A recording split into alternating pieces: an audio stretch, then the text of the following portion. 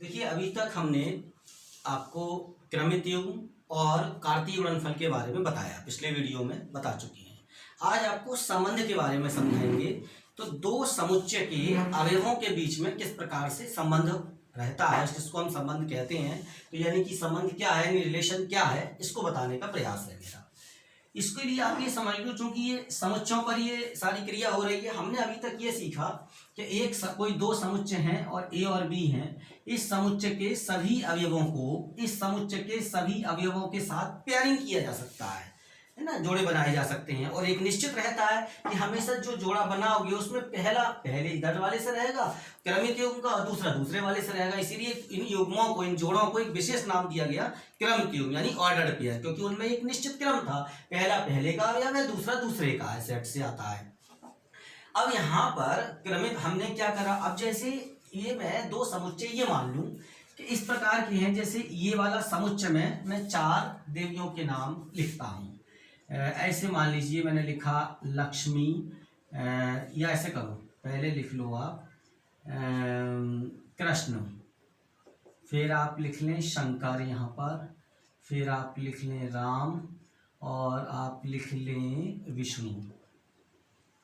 तो अब आप यहाँ पर कुछ नाम यहाँ लिख लें ऐसे करके, पत्नियों के नाम। तो आपने लिख लिया सीता, और आप लिख सकते हैं पार्वती, और आप लिख सकते हैं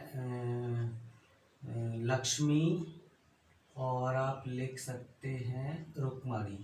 ऐसे करके लिख लो, ठीक।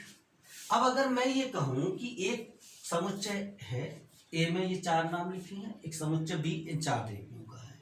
आप ए कार्टेशियन प्रोडक्ट बी लिखिए, इन दोनों का कार्तीय गुणन लिखिए। तो हाँ भाई, कार्तीय गुणन तो लिखा जा सकता है। आप उसमें क्या लिखोगे कार्तीय गुणन में, अब आपको पेयर बनाने होंगे। जैसे आप लिखोगे कृष्ण सीता, कृष्ण पार्वती, कृष्ण लक्ष्मी, कृष्ण रुक्मणी, इस प्रकार से फिर ये पेयर में हर एक में लिखते जाओगे ऐसे करके। जैसे मान लो आपने लिखा कृष्ण सीता, फिर आपने लिख लिया यहाँ पे कृष्ण पार्वती, फिर आपने ऐसे करके लिख लिया कृष्ण लक्ष्मी, और लक्ष्मी हो गए, फिर आपने कृष्ण करके लिख लिया कृष्ण रुक्मणी, ऐसे करके। फिर ऐसे करके शंकर हो जाएंगे, तो शंकर सीता, फिर एक पेयर हो गया, फिर दूसरा शंकर पार्वती, ऐसे करके शंकर पार्वती, और ऐसे करके शंकर और लक्ष्मी, शंकर रुक्मणी, ऐसे करके नाम सारे हो जाएंगे। कुल मिलाकर 16 ऑर्डर्ड पेयर आ जाएंगे। ठीक है साहब, कोई प्रॉब्लम नहीं है। अब इन ऑर्डर्ड पेयर्स में से मैं कुछ पेयर्स को, इन क्रमित युग्मों में से मैं कुछ क्रमित युग्मों को यहाँ लिख रहा हूँ। अब देखो, समझने की कोशिश करना। और मैंने क्रमित युग्म कुछ कैसे लिख लिए, मैंने लिखा कृष्ण रुक्मणी, मैं लिख रहा हूं शंकर पार्वती, ये इसी में से आएगा। मैंने लिखा राम सीता, और मैंने लिखा विष्णु लक्ष्मी। अब आप ये तो बिल्कुल समझ ही सकते हैं कि ये चारों क्रमित युग्म, चारों पेयर जो हैं, जो इस सेट में हैं, ये सब इसमें मौजूद हैं। इसका मतलब ये इसका उपसमुच्चय हो गया। अब यहाँ एक बात जो देखने की है वो क्या है कि इनके जो यहाँ पर इसमें जो क्रमित युग्म मैंने लिए हैं चारों, इनमें जो प्रथम अवयव के रूप में जो नाम लिखे हैं और द्वितीय अवयव के जो रूप में नाम लिखे हैं, इन सब में एक संबंध देखने को मिल रहा है। और वो संबंध क्या है इन दोनों व्यक्तियों में जो यहाँ पर है, कि first is the husband of second, यानी कि जो भी आप देखें तो पहले स्थान पर जो हमने जोड़े बनाए हैं इस प्रकार से लिखे हैं कि पहले first is the husband of second, इस प्रकार से हम कह सकते हैं। तो ये जो आर है, ये जो चारों क्रमित युग्म है, ये चूंकि एक क्रॉस में मौजूद थे, तो ये इसका उपसमुच्चय हो गया। तो ये जो रिलेशन होता है दरअसल वो यही होता है, ये ए और बी के कार्तीय गुणन का उपसमुच्चय होता है। तो ए और बी के कार्तीय गुणन में जितने उपसमुच्चय बनाए जा सकते हैं वो सभी कहीं ना कहीं कोई ना कोई रिलेशन को शो करते हैं। अब ये अलग बात है कि आप कहीं पे रिलेशन को डिफाइन कर सकते हो, कहीं पे नहीं कर सकते, एक अलग विषय है। अब आइए दूसरा एक उदाहरण समझते हैं। दूसरा उदाहरण समझ लें तो और आसानी हो जाएगी। जैसे मान लीजिए मैंने लिखा एक सेट है ए, और इसमें लिखा 1 3 5। एक दूसरा सेट ले लिया या चलो यही ले लिया, ए ही ले लिया, और या दूसरा सेट ले लिया बी, और इसमें लिख लिया 2 4 6। अब इस सेट ए और बी का कार्तीय गुणन लिखेंगे हम, तो ए और बी का कार्तीय गुणन में क्या क्या आ जाएगा, देखो 1 2 1 4 कार्तीय गुणन यदि आपको नहीं आता तो पिछला वीडियो जरूर देख लें, उससे सीखने में मदद मिलेगी। 1 4 1 6, फिर यहाँ पर 3 2 3 4 और फिर 3 6, और फिर इसके बाद में 5 2 और 5 4 और 5 6। इस प्रकार से ए और बी का कार्तीय गुणन है। अब इनके बीच में ये सब क्रमित युग्म है।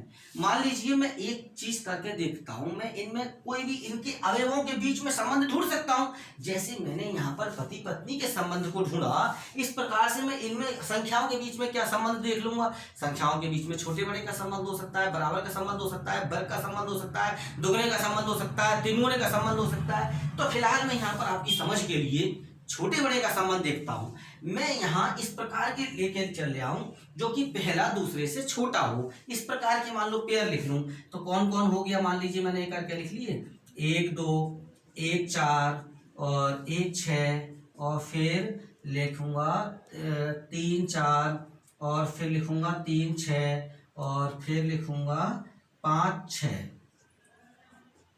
ये हो गया। तो ये जो सब देख रहे हो आप, यहाँ पे फर्स्ट एलिमेंट सेकंड एलिमेंट से छोटा है। आप किसी भी ऑर्डर पेयर में देख लो, first is less than second element. और दूसरी बात क्या है, ये सभी ऑर्डर पेयर इसमें मौजूद हैं। तो इसका मतलब क्या हो गया कि जो R1 है वो इसका A क्रॉस B का एक उपसमुच्चय है। और अब दूसरा देखो, अगर मैं कहूँ first is greater than second वाली बात अगर आ जाए तो बिल्कुल देखो, अब मैं कुछ एलिमेंट यहाँ पे लिख रहा हूँ। जैसे मैंने लिखा 3 2, जैसे मैं लिख लूँ इसमें 5 2, और मैंने लिखा 5 4 5 6 5 4, ऐसे लिख लिया। तो अब ये जो R2 है, इसके लिए तीनों एलिमेंट A क्रॉस B मौजूद हैं, और इसके तीनों जो एलिमेंट हैं ये A क्रॉस B मौजूद है। तो इसका मतलब R2 जो हो गया वो A क्रॉस B का उपसमुच्चय हो गया। R2 भी A क्रॉस B का उपसमुच्चय है, तो R2 भी एक रिलेशन हो गया। आपको समझने की बात यह है कि कोई दो सेट होते हैं, एक सेट ए और एक सेट बी। सेट ए के अवयवों का संबंध सेट बी के कुछ अवयवों से हो सकता है। उन संबंधों को समझना है। हमने पेयरिंग किया, तो जब हम पेयरिंग करते हैं, कार्तीय गुणन लिखते हैं, कार्तीय गुणन में एक्चुअली हम इस एक एक अवयव के इधर के सभी अवयवों से के साथ जोड़ते हुए लिखते हैं। कार्तीय गुणन क्या है, एक सेट ए के प्रत्येक अवयव को इधर का एक अवयव उठाया और इधर सबके साथ जोड़ा बनाते हुए लिख दिया, पेयर बनाते हुए लिख दिया। ऐसे फिर दूसरा अवयव उठाया, सबके साथ पेयर बनाते हुए लिख दिया। ये है कार्तीय गुणन। उन सबका जो समुच्चय, इस प्रकार के सभी क्रमित युग्मों का समुच्चय कार्तीय गुणन कहलाता है। तो अगर हम उन क्रमित युग्मों के बीच में कोई संबंध ढूंढ लेते हैं पहले दूसरे अवयव के बीच में, और वो सभी में लग गया हो, जैसे मैंने कहा first is less than second, तो देखो ये R1 है, इसके जितने भी क्रमित युग्म है सभी में पहला अवयव दूसरे अवयव से छोटा है, और सभी पहले अवयव पहले सेट से हैं, दूसरे अवयव दूसरे सेट से हैं, जाहिर सी बात है। अब जैसे यहाँ पे कहा गया तो पहला दूसरे से बड़ा है, तो इसमें ये नहीं है कोई एक आदमी लग रहा है और तीन क्रमित युग्म में तीनों में पहला अवयव दूसरे अवयव से बड़ा है। तो इस प्रकार के जो नियम का जो कहते हैं उसी को संबंध कहते हैं। यानी जो नियम है उनके क्रमित युग्मों के अवयवों के रखने में जो नियम आ रहा है वही एक प्रकार से उसको संबंध कह सकते हैं हम। और ये विशेषता है, अगर हम इसको संबंध को मैथमेटिकली डेफिनेशन के आधार पर समझे तो ये है कि रिलेशन क्या आ रहा है, relation is a subset of A cross B, क्योंकि जो भी उपसमुच्चय होगा वो ए और बी के कार्तीय गुणन का उपसमुच्चय ही आएगा। तो इसलिए हम कह सकते हैं रिलेशन जो आ रहा है, कोई भी रिलेशन होता है वो ए और बी के कार्तीय गुणन का उपसमुच्चय होता है। और हम इसको क्या कहते हैं, इसे ए से बी में संबंध कहते हैं। अब इसमें एक चीज और समझने की होती है, प्रांत क्या होते हैं। हर रिलेशन का, हर संबंध में तीन बातें आपको समझनी। एक प्रांत यानी जिसे इंग्लिश में डोमेन कहते हैं, एक सहप्रांत जिसको कोडोमेन कहते हैं, और एक चीज होती है परिसर यानी कि रेंज। क्या चीज है, जैसे मैंने ये वाला रिलेशन देखा, अब कहा जाए इस रिलेशन का अर्थात इस संबंध का प्रांत बताइए यानी कि डोमेन बताइए। तो जो संबंध होता है उसमें जितने भी क्रमित युग्म हैं, सभी क्रमित युग्मों के जो प्रथम अवयव हैं उन प्रथम अवयवों का समुच्चय, सभी क्रमित युग्मों के प्रथम अवयवों का समुच्चय, सभी क्रमित युग्मों के प्रथम अवयवों का समुच्चय क्या कहलाता है, प्रांत कहलाता है, अर्थात डोमेन कहलाता है। तो अगर यहाँ पे इसका डोमेन निकलवाओगे तो आप क्या लिखोगे, कृष्ण लिखोगे, शंकर लिखोगे, राम लिखोगे, और फिर क्या लिखोगे, विष्णु लिखोगे। तो ऐसे करके ये डोमेन में आ गया। अगर आपसे पूछा जाए कि आप मान लीजिए परिसर बताइए, तो परिसर में क्या बताएंगे, तो इसमें जो परिसर होगा, परिसर मानी जो द्वितीय अवयव है इनका जो समुच्चय है, तो यहाँ पर परिसर में इन सब का समुच्चय मिला के बना देंगे तो ये रेंज कहलाएगा। तो रेंज क्या हो गया, रुक्मणी हो गया, रुक्मणी पार्वती और सीता और लक्ष्मी। तो इस प्रकार से इन सब का जो समुच्चय है, इन सब रुक्मणी पार्वती सीता लक्ष्मी से मिलकर जो समुच्चय बनना है वो इस समुच्चय को रेंज कहेंगे, वो इस रिलेशन का रेंज है, परिसर है। एक चीज होती है कोडोमेन, तो जो सेट भी होता है उसके सभी अवयवों को कोडोमेन कहते हैं। सेट भी पूरा सब मिला दिया कोडोमेन हो जाता है। तो कोडोमेन और परिसर कहीं एक हो सकते हैं, नहीं हो सकते हैं। जैसे ये वाला रिलेशन है, इस रिलेशन का आप रेंज बताएंगे, डोमेन बताएंगे, तो डोमेन में क्या हो गया, 1 हो गया और 3 हो गया और 5 हो गया, 1 3 5। अब इसकी रेंज के बारे में बात करेंगे तो 2 4 6 हो गया। और इसका अगर कोड, इसकी अगर हम बात करें जो R2 है, R2 का डोमेन क्या होगा, तो 3 और 5 होगा। R2 का डोमेन देखो 1 नहीं होगा, 1 नहीं है ना इसमें, तो 3 और 5 होगा। और रेंज की बात करें तो क्या होगा, रेंज में 2 और 4 होगा, 6 नहीं आ रहा है। और अगर हम देखो जैसे ये वाला एग्जाम्पल अच्छा है, 2 और 4 इसकी रेंज है, R2 जो रिलेशन है इसकी रेंज है 2 और 4 केवल ये। और अगर इसका कोडोमेन निकलवाया जाएगा तो 2 4 6 होगा, कोडोमेन में सब चीज आ जाती है। तो ये कुछ बेसिक चीज थी, इसको आपने समझा है। अब जब एक्सरसाइज करेंगे तो इसमें और ज्यादा क्लियर हो जाएगा। एक्सरसाइज 2.2 का पहला क्वेश्चन है और इसमें सेट ए दिया है, इसमें 1 से लेकर 14 तक की प्राकृत संख्याएं दी हुई हैं और r बराबर कैसा है एक्स वाई, सच दैट किस प्रकार है 3x - y = 0, यानी जो रिलेशन है उन्होंने इस प्रकार से दिया, डिफाइन किया है। और एक्स वाई दोनों ए को बिलोंग करते हैं द्वारा ए से ए पर, ए से ए का एक संबंध आर लिखिए, इसके प्रांत, सहप्रांत और परिसर लिखिए। पूरी बात ये है। देखिए पहले हम आपको इसको ये समझाएं कि कैसे काम कर रहा है सेट। ए से ए पर है तो यानी कि ये भी ए है और ये भी ए है। इसके सब अवयव लिख लूँ 1 2 3 4 5 6 7 8 9 10 11 12 13 14, ये लिख लीजिए सब 1 2 3 4 5 6 7 8 9 10 11 12 13 14। अब भैया जो रिलेशन दिया है वो ये है, जैसे एक्स वाई, एक्स पहला अवयव है ये वाला और वाई ये वाले सेट का अवयव होगा, तो ये है जो दूसरा अवयव वाई। क्रमित युग्म बताए थे ना, पहला अवयव पहले से, दूसरा दूसरे से। तो क्या दिया है, सच दैट किस प्रकार है 3x - y = 0, ये चीज पकड़ो 3x - y = 0। तो क्या हो गया भैया 3x बराबर y हो गया, यानी कि यह y बराबर 3x हो गया। अच्छा y बराबर 3x हो गया, ये सब x हैं और ये y है। इसका मतलब क्या हो गया, इसका मतलब है यदि x बराबर 1, क्योंकि यहाँ पर क्या क्या है 1 2 3 यही वाले अवयव ले सकते हो, 1.5 नहीं ले सकते आप, 1.5 नहीं ले सकते क्योंकि इसमें नहीं है, आप 2.3 नहीं ले सकते क्योंकि इसमें नहीं है। जो है वो वैल्यू रख के देखो। तो सबसे पहले 1 रख के देखा, अगर x बराबर 1 है तो y बराबर क्या हुआ, अब 3 की x से गुणा हो रही है तो 3 की गुणा 1 से होगी तो क्या हो जाएगा 3 हो जाएगा, 3 एकम 3। अब इसका मतलब ये हो गया कि जो 1 है वो किससे रिलेट करेगा, 3 से, 1 की इमेज 3 हो गई। अब यहां पर हमने देखा दूसरी बात, यदि x बराबर 2 हो तो क्या होगा, तो y बराबर, अब 3 दूनी 6, तो ये जो 2 है तो 6 से रिलेट कर जाएगा। अच्छा 2 6 से रिलेट कर गया। अब अगर यदि x बराबर 3 तो y बराबर क्या होगा, अब जो 3 × 3 क्या हो गया 9, तो ये 3 × 3 9 से हो गया, 3 9 से संबंधित है। और यदि x बराबर 4 तो y बराबर 3 × 4 तो बराबर हो गया 12, तो 4 जो है 12 से संबंधित है। अच्छा और यदि x बराबर, अब हमने लिखा 5 तो y बराबर 3 × 5 बराबर क्या आ रहा है 15। अब 15 इसमें है नहीं, इसका मतलब ये हो गया कि जो 5 है ये 5 का किसी से संबंध नहीं होगा, क्योंकि इस नियम के आधार पर 3 गुणे से जुड़ना चाहिए। 3 × 5 का 15 बैठ रहा है, तो 5 या 5 से बड़े जितने भी नंबर हैं उनकी फिर कोई इमेज इधर नहीं बनेगी, क्योंकि 3 गुना उधर है नहीं। तो यहाँ केवल ये 4 नंबर होंगे जिनकी इमेज ये प्राप्त होगी। तो इसका मतलब क्योंकि ये तो इसमें है ही नहीं, डजंट बिलोंग टू ए, तो बात खत्म हो गई।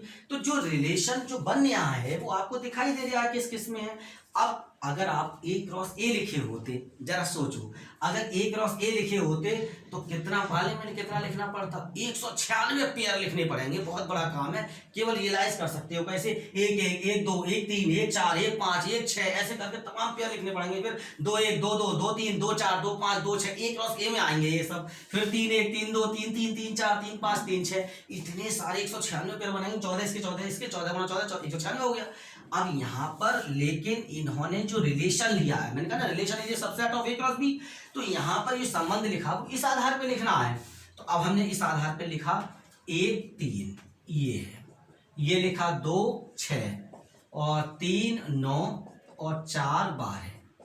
तो ये जो रिलेशन है देखो, ये चारों उस ए क्रॉस ए में मौजूद होंगे, इसीलिए तो ये रिलेशन कहला रहा है। अगर कोई रिलेशन ऐसा हो गया कि इसका फर्स्ट इसमें नहीं है मौजूद या सेकंड इसमें नहीं है, तो वो उसमें फिर रिलेशन होगा ही नहीं, ऐसा नहीं बनाया। तो जो हमसे कहा गया कि अगर सेट ए ये है, आर बराबर ये है, एक्स वाई दोनों में बिलोंग करते हैं, ए से ए का संबंध लिखिए, तो ए से ए का संबंध ये है। फिर आगे कहा प्रांत सह प्रांत और परिसर लिखिए। अब इसके प्रांत लिखने हैं मुझे, क्या लिखा है, इसके प्रांत, जो रिलेशन है उसका प्रांत लिखना। तो इसका प्रांत यानी कि डोमेन। तो प्रांत के विषय में क्या बताया था, प्रांत के विषय में बताया जो समुच्चय दिया है, ये दिए हैं सभी क्रमित युग्मों के प्रथम अवयवों का समुच्चय। तो प्रथम में कौन हो गया, 1 हो गया, यहाँ से 2 ले लिया, यहाँ का प्रथम 3 है और यहाँ से कौन है 4 है, तो ये पूरा बंद हो गया, तो ये प्रांत हो गया। अब आई बात सह प्रांत की, तो सह प्रांत में कौन बताया था साहब, सह प्रांत में क्या बताया, ये पूरा सेट है, ये वाला पूरा, चाहे इसकी कोई ये किसी से लिंक जुड़ रहा है या नहीं जुड़ रहा है, लेकिन ये पूरा का पूरा आ जाएगा, सब आ जाएंगे अभी। अब तो 1 2 3 4 5 से लेकर 14 तक सब आ गए, ये सह प्रांत में हो जाते हैं। अब तीसरी चीज है परिसर। परिसर में केवल वही अवयव आते हैं जिनकी कोई ना कोई प्री इमेज है। देखो ये इसकी इमेज कहलाती है और ये इसकी प्री इमेज कहलाती है। तो अब आप ऐसे समझ लो जैसे कौन कौन इसके संबंधित है, सेट ए के किसी एलिमेंट संबंधित, तो 3 6 9 और 12। और वैसे भी यहाँ के हिसाब से देख लो तो हम क्या कहेंगे, इस प्रकार से द्वितीय अवयवों का समुच्चय, तो कौन कौन हो गया, 3 6 9 12। तो इस प्रकार से ये परिसर हो गया और ये सवाल यहाँ पूरा हो गया। समुच्चय मतलब इसमें जो है रिलेशन लिखने के, संबंध को व्यक्त करने के 2 रूप होते हैं। एक समुच्चय निर्माण रूप होता है और एक होता है रोस्टर रूप, जिसमें केवल नियम लिख देते हैं कि इसके हिसाब से क्रमित युग्म आएंगे, वह समुच्चय निर्माण रूप कहलाता है। और जिसमें सभी क्रमित युग्मों को लिखा जाता है वो कहलाता है रोस्टर रूप। तो यहाँ पर ये जो दे रखा है कि r बराबर x y such that y equal to x plus 5, x संख्या 4 से कम एक प्राकृत संख्या है और x y belongs to n, x और वाई दोनों n में होने चाहिए, ये जो फॉर्म है ये समुच्चय निर्माण रूप कहलाता है। इस संबंध को लिखने का ये रूप समुच्चय निर्माण रूप है। अब प्रश्न कह रहा है कि इस संबंध को रोस्टर रूप में लिखिए एक तो, और फिर इसके प्रांत और परिसर लिखिए।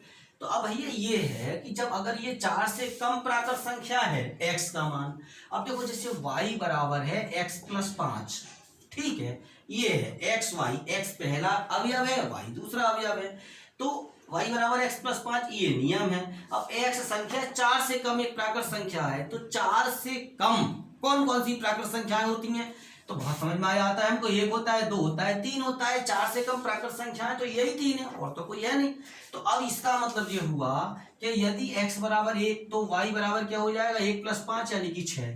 यदि x बराबर 2 तो y बराबर क्या हो जाएगा, 2 प्लस 5 यानी कि 7। और यदि x बराबर 3 तो y बराबर हो जाएगा 3 प्लस 5 कितना हो जाएगा, 8 हो जाएगा। तो इस तरह से जो सब इसका जो दूसरा रूप होगा वो क्या बनेगा, वो बनेगा 1 6 2 7 और 3 8, ये एक रूप बनेगा इसका। दूसरी बात कही, इसको प्रांत और परिसर लिखिए। तो अब इसके प्रांत जो होंगे यानी कि इसका अगर मैं डोमेन कहूं तो डोमेन में क्या आएगा, जो फर्स्ट एलिमेंट है उनका जो सेट होता है, सेट ऑफ फर्स्ट एलिमेंट्स, तो 1 2 3 वो डोमेन हो गया। अब परिसर लिखिए यानी कि रेंज निकलवाइए, रेंज क्या होता है, सेकेंड एलिमेंट क्या हो गया, 6 7 8 हो गया। इस प्रकार इस सवाल पूरा हो गया। देखें एक सेट ए है, इसके एलिमेंट है 1 2 3 और 5, सेट बी में है 4 6 9, ऐसे करके लिख लेता हूं, ए और बी, 1 2 3 और 5, और इसमें है 4 6 9 सेट बी में। अब आर बराबर कैसे लेना है, एक्स वाई, एक्स पहले वाई बाद में है, एक्स और वाई का अंतर विषम है, यानी आपको संबंध बनाना इस प्रकार का बनाना, ऐसी क्रमिक युग्म रखने, ऐसे पेयर रखने हैं कि जिनका अंतर विषम आए और नंबर हो। और जबकि x belongs to A, X A में से होना चाहिए और y belongs to B, Y B में होगा। सही बात है। इसे रोस्टर रूप में लिखना है, जाहिर सी बात है, ये जो लिखा हुआ है वो समुच्चय निर्माण रूप में, मैं इसको इस नियम के आधार पर रोस्टर रूप में लिखता हूं। मैंने ये इसलिए लिख दिए, इससे यहां से पेयरिंग करने में आसानी होगी। देखो मैं ऐसे ही लिख के चलूंगा। अब जैसे मैं 1 और 4 लिखा, मान लो मैंने, जैसे A क्रॉस B लिखा जाता है, A क्रॉस B के जो जितने आते A क्रॉस B, तो उसमें क्या क्या आता वही तो सब लिखे जाएंगे। हम यहाँ लिख भी सकते हैं, अगर लिखना चाहें तो A क्रॉस B, तो हमने लिख लिया 1 2 3 5 क्रॉस B 4 6 9। ये आवश्यकता नहीं रहती, लेकिन मैं समझने की दृष्टि से करा रहा हूं मैं। 1 4 1 6 1 9, फिर 2 4 2 6 और 2 9, फिर आप लिख सकते हो 3 4 3 6 और 3 9, फिर आप लिख सकते हो 5 4 5 6 5 9। इतना सब हम ये लिखते नहीं है, ये अंडरस्टूड रहता है माइंड में। अब हमें आर लिखना, तो हमें इसमें से कौन कौन से पेयर लिखने, वो लिखने जिनका अंतर विषम हो। अब जैसे देखो 1 4 है, तो 1 और 4 हम लिख लेंगे जी। क्यों लिख लेंगे, इसलिए लिख लेंगे क्योंकि दोनों का अंतर विषम आ रहा है। 1 और 4 का अंतर 3 है। अब 1 6 है, तो 1 6 लिख लिया जाएगा। क्यों लिख लिया जाएगा, क्योंकि 1 और 6 का अंतर 5 आता है, विषम है। अब 1 9 है, 1 9 नहीं लिखेंगे क्योंकि इन दोनों का अंतर 8 आ रहा है, जो कि सम संख्या है, तो यहाँ पर ये लिखा जाएगा, इसको नहीं लिखेंगे। अब जैसे 2 4 को नहीं लिखेंगे। 2 4 को क्यों नहीं लिखेंगे, क्योंकि दोनों का अंतर 2 आ रहा है, जो कि एक सम संख्या है, इसे भी छोड़ दो। 2 6 नहीं लिखेंगे, 2 9 लिख लेंगे, तो 2 9 लिख लिया। और फिर 3 4 लिख लेंगे, 3 6 लिख लेंगे, और 3 9 भी आ जाए, 3 9 नहीं आएगा, 3 9 नहीं आएगा। फिर 5 4 आ जाएगा और 5 6 आ जाएगा, और ये पूरी हो गई बात।